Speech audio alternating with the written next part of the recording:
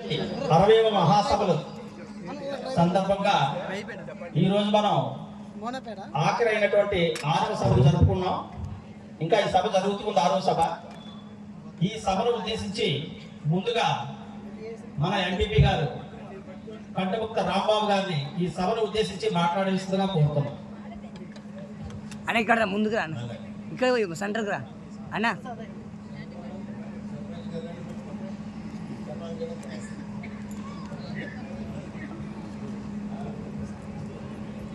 అందరికీ నమస్కారం.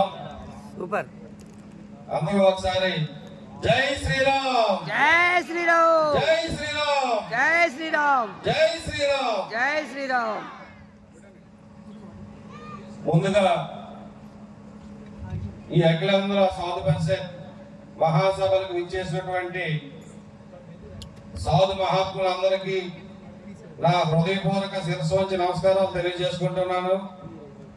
ఈ కార్యక్రమానికి ముఖ్య అతిథి అయినటువంటి మన పరమాత్మానందగిరి స్వామి వారికి కూడా వారి యొక్క పాదాలకు నా యొక్క నమస్కారాలు తెలియజేసుకుంటూ, ఎంత మంచి కార్యక్రమం జరిపించడంలో నాకు కూడా భాగస్వామ్యం కల్పించినందుకు, ముఖ్యంగా మన గ్రామానికి అవకాశం కల్పించినందుకు ఎంతో గర్వించవలసిన విషయం. ఎందుకంటే ఆ పరమాత్మానంద స్వామి వారు మన గ్రామంలో జన్మించినందుకు వారు మన గ్రామానికి ఎంతో గర్వకారణంగా మేమందరం భావించి ఈ కార్యక్రమాన్ని దిగ్విజయం చేయాలనే ఆలోచనతో ఈ కార్యక్రమం చేయడం జరిగింది. ఆ భగవంతుని దయ వల్ల, ఈ సాధు మహాత్మ యొక్క అందరూ ఆశీస్సుల వల్ల 3 రోజులు ఈ సభ ఎటువంటి ఆటంకం జరగకుండా జరిగినందుకు ఆ భగవంతునికి మీకు కూడా కృతజ్ఞతలు తెలియజేసుకుంటున్నాం. ముఖ్యంగా ఇలాంటి ఆధ్యాత్మికమైన సభల్లో మాట్లాడాలంటే ఆ మాటలనేవి మాటలు మాత్రమే కాదు, ఇది ఒక మన యొక్క జీవితాన్ని మన అర్థంలో చూసుకునే విధంగా మనకి ఒక అవకాశం కల్పించినందుకు మహాత్ములందరికీ కూడా ధన్యవాదాలు తెలియజేసుకుంటున్నాం. అయితే ఇక్కడికి వచ్చిన భక్తులందరూ కూడా నా యొక్క విన్నపం, మీరు కూడా ఆలోచన చేయాలి. ఈ రోజు ఈ 3 రోజులు కూడా ఎన్నో లక్షలు ఖర్చు పెట్టి ఈ కార్యక్రమం అనేది మనం చేయడం జరిగింది. అయితే ఈ కార్యక్రమం వల్ల మనం ఏం నేర్చుకోవడం, మనకి ఏం ఉపయోగం? 3 రోజులు 3 పూటలో వచ్చావా, భోజనం చేసావా, స్వామిని చెప్పింది ఆలకించి ఇక్కడే వదిలేసావా, లేదా మన జీవితానికి అన్వయించుకున్నావా అనేది కూడా మనం నేర్చుకోవాలి. ఎందుకంటే ఇప్పుడున్న ఈ కాలంలో భక్తి ఆధ్యాత్మికత అంటే ఏదో దేవుడి దగ్గరికి వెళ్ళడం, దేవాలయాలకు వెళ్ళడం, దీపాలు పెట్టడం, భక్తి చేయడం, అది ఒకటే కాదు. ఈ రోజు ఆధ్యాత్మికత అంటే ఆధ్యాత్మికాన్ని మాలు వేసుకోవడం ఇదే కాదు. దేవుడు ముందుగా మనం ఆధ్యాత్మికంగా పరిణతి చెందాలనుకుంటే మన మంచి మనసు ఉండాలి, మన హృదయంలో ముఖ్యంగా దయ అనేది ఉండాలి, మన చేతల్లో నీతి అనేది ఉండాలి. ఈ 3 చేసినప్పుడే మనం ఆధ్యాత్మికంగా మనం పరివర్తన చెందినట్టు అవుతాం. తప్ప ఈ 3 లేకుండా మనం రోజు గుడికెళ్ళి, ఎందుకంటే దీనికి ఉదాహరణ మనం చెప్తాం. రోజు కూడా ఒక వ్యక్తి ఎవరైనా ఒక ఆయన ప్రతిరోజు గుడికి వెళ్తాడు, ప్రతిరోజు దీపం వెలిగిస్తాడు, ప్రతిరోజు అర్చన చేస్తాడు. కానీ గుడి నుంచి బయటకు వచ్చిన తర్వాత బస్సులో వెళ్తుండగా మన పక్కన ఒక ముసలాయన ఉంటే ఆ ముసలాయికి మనం సీట్ ఇవ్వం, మనమే కూర్చుంటాం. అదేవిధంగా మన పక్కన ఉన్న వ్యక్తులకి ఏ విధంగా ఆటంకం చేయాలి, వారి పనులు ఏ విధంగా ఆటంకం పరచాలి ఆలోచన చేస్తాం. గుడి బయట ఎలాంటి ఆలోచనలు ఉన్నప్పుడు గుడి లోపల అలా ఉంటే గుడి లోపల ఎన్ని పూజలు చేసినా వృధా. ఇలాంటి మంచి మంచి మాటలన్నీ మన సాధు మహాత్ములు అందరూ చెప్పారు. దాన్ని మీరు అందరూ జీవితంలో అన్వయించుకొని సద్వినియోగం చేసుకొని మీ జీవితం యొక్క పరిపక్వత చెందాలని. ఎందుకంటే ఈ రోజు మనం దేశంలో మారాలనుకుంటాం. అదేవిధంగా దేశం మారాలంటే ముందు వ్యవస్థ మారాలి, వ్యవస్థ మారాలంటే కుటుంబం మారాలి, అన్నింటికంటే మనం మారాలి. ముందుగా మనం మారినప్పుడే ఇవన్నీ కూడా మార్పు చెందే అవకాశం ఉంది.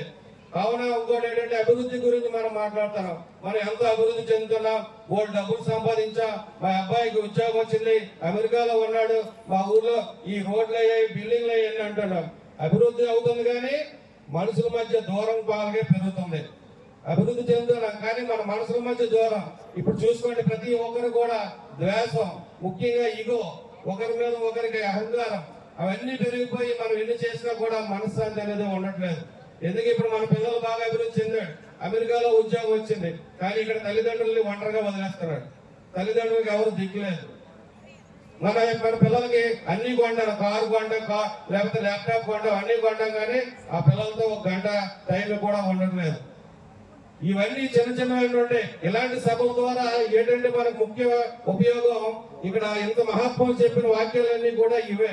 కావున మీరు అందరూ కూడా ఈ 3 రోజులు వచ్చి ఈ మహాత్ములు ఏవైతే చెప్పారో వాటిని ఆలకించినవన్నీ కూడా మీరు జీవితంలో ఇక్కడే వదిలేకన్నా దీని నుంచి బయటకు వెళ్ళినప్పుడు కూడా ఆలోచన చేసి ఉపయోగించుకొని ఎప్పుడైతే పరవ వ్యక్తి మీదకి మనం హాని చేయకుండా ఉంటామో అప్పుడు మనం ఆధ్యాత్మికంగా అన్ని అభివృద్ధి చెందినట్టు. ముఖ్యంగా మనం జీవితంలో ఆధ్యాత్మికంగా దేవుడి యొక్క దయ మనకు కావాలంటే ప్రతి మనిషి కూడా 3 విషయాల్లో చాలా పర్ఫెక్ట్ గా ఉండాలి. ఆ 3 ఒకటే ఉండాలి. ఆ 3 ఏంటంటే నాకు తెలిసి మీరు మాట్లాడే మాట, మీ మనసు, మీరు చేసే పని, ఈ 3 ఒకటే ఉండాలి. మరొకసారి మీకు అంటే మీరు మాట్లాడిన మాట, మీరు చేసే పని, మీ మనసు, ఈ 3 ఒకటే ఉంటేనే మీ యొక్క జీవితం ప్రశాంతంగా శాంతియుతంగా ఉంటది. అంతేగాని మనం చాలా మంది చూడండి, మనం మాట్లాడే మాట ఒకటి ఉంటది బయటికి, కానీ మనసులో ఇంకోటి ఉంటది, కానీ చేసే పని ఇంకోటి ఉంటది. బయటకు నేను మాట్లాడతాను, ఇవన్నీ చెప్తాను, కానీ నా మనసు అంతా క్రూరత్వంతో నిన్నేట్ చేయాలి, ఆయన చేయాలి, ఇంటి తినేయాలి, ఆయన తినేయాలి అన్నప్పుడు అది కూడా దానికి మనకు ఉపయోగపడదు. కానీ కొన్ని మనసు బాగున్నా, మాట ఉన్నా, చేసే పని కూడా అదే లేకుండా నా మనసు చెప్పి చేసే పని ఇంకోటి ఉంటే ఆ జీవితం ఎప్పుడు కూడా సక్రమంగా ఉండదు, శాంతిగా ఉండదు. కావున దయచేసి భక్తులారా, హిందూ సోదరులారా, మీ అందరికీ నా యొక్క విన్నపం, ఈ ఆంధ్ర సాధు పరిషత్ సభ నుంచి, ఈ సాధు మహాత్మ నుంచి మనం నేర్చుకున్న విషయాలన్నింటిలో కన్నా ముఖ్యమైనది ఇప్పటి నుంచే నాకు అందరూ కూడా మీ జీవితంలో మీరు మాట్లాడే మాట, మీరు చేసే పని, ఈ మనసు 3 ఒకే విధంగా ఉండేటట్టు మీరు ఈ రోజు నుంచి అలవాటు చేసుకోండి. మీ జీవితం ఎంతో ధన్యం అవుతుంది, ఆధ్యాత్మికంగా పరిణతి చెందుతుందని మీ అందరికీ తెలియజేసుకుంటూ ఇంత మహాత్ముల మధ్య నాకు కూడా మాట్లాడే అవకాశం కల్పించినందుకు మరొకసారి సాధు మహాత్ములు అందరూ కూడా నా హృదయపూర్వక శిరస్సు నమస్కారాలు తెలియజేసుకుంటూ జై హింద్, జై శ్రీరామ్, జై శ్రీరామ్, జై శ్రీరామ్. రాంబాబు గారికి ధన్యవాదాలు, చాలా చక్కగా మాట్లాడారు. అలాగే ఇప్పుడు మన ఎక్స్ ఎంపీ గారు